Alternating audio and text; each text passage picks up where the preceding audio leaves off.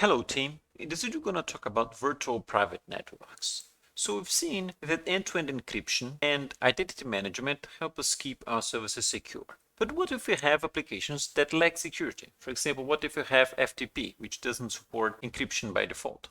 And what if we have an internal application that we built inside our company that performs some specific task and doesn't have very strong security? So how do we expose these applications to the rest of the internet?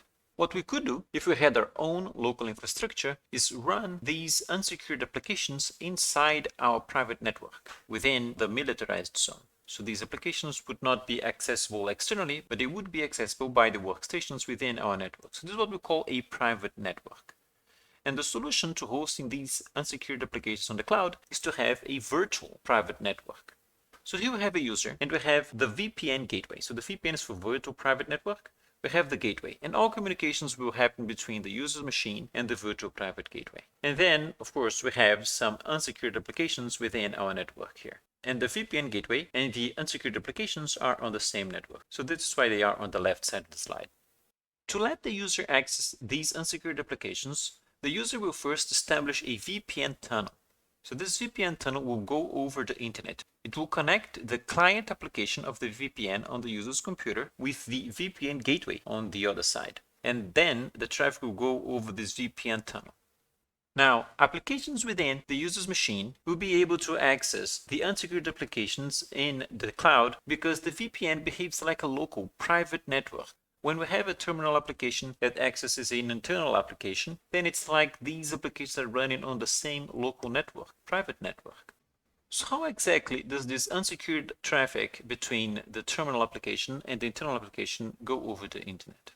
Well, this terminal application will send the traffic to the VPN client on the user's computer. The VPN client will send this traffic inside the VPN tunnel and it will arrive at the VPN gateway. And then the VPN gateway will forward that traffic to the internal application and vice versa. So the traffic from the internal application will go also over the VPN tunnel and reach the terminal application on the user's computer.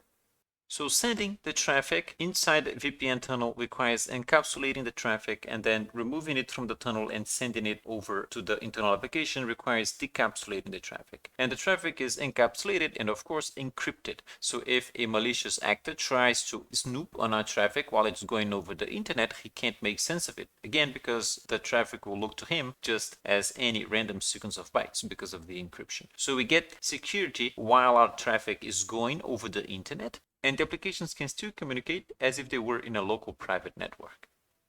We have used SSH tunnels to do the programming assignments in this course. An SSH tunnel is much simpler than a VPN, but it does have some concepts in common. So first we have an application on the user that creates a tunnel over the internet. So the SSH client creates an SSH tunnel using the SSH server on the other side.